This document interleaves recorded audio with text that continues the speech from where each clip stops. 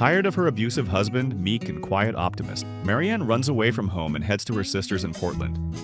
She gets a ride from a brassy waitress, Darlie, who has also ditched everything to start a new life in Alaska, where she's inherited a house. Along the way, the two radically different women find common ground, and Marianne eventually decides her destiny lies in Alaska as well. The saying, "Some see the glass as half full and some see it as half empty," perfectly describes the two main characters of the adventure melodrama Leaving Normal. Marianne is only 27, but she already has 2 failed marriages and military service behind her. Yet, she's sure the best is yet to come. She just needs to find the road to it. Darlie is 38 with a history of numerous jobs as a waitress and a stripper, as well as a painful skeleton in her closet that will tumble out somewhere mid-journey. She, in contrast, cynically believes nothing good is waiting for her in this life.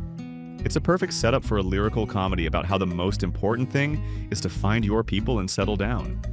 Especially when surrounded by the pristine beauty of Alaska, its mountains, rivers, and the northern lights.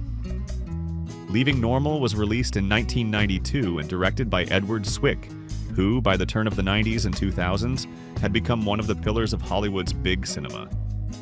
Ahead of him were Legends of the Fall, The Last Samurai, and Blood Diamond.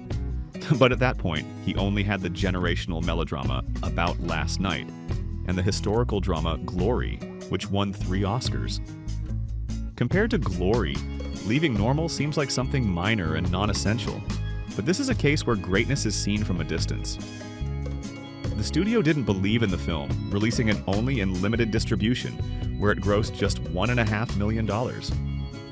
So it's fair to say that Leaving Normal was practically ignored, especially since audience memory was still fresh with Thelma and Louise, a film similar in theme but more significant as an artistic statement. But now it's a real find. A sweet, kind, very beautiful, and heartfelt movie with no manifestos, no preachiness, and no attempts to impose any views. Just a reminder that for a person to be happy, they need another person. The film's script was written by Ed Solomon, a master of entertaining sci-fi, who at the time was the creator of the Bill and Ted duology and would later co-write Super Mario Bros., Men in Black, and Charlie's Angels. The film has an overarching plot, but it's essentially a road movie consisting of a series of disjointed vignettes, both funny and touching.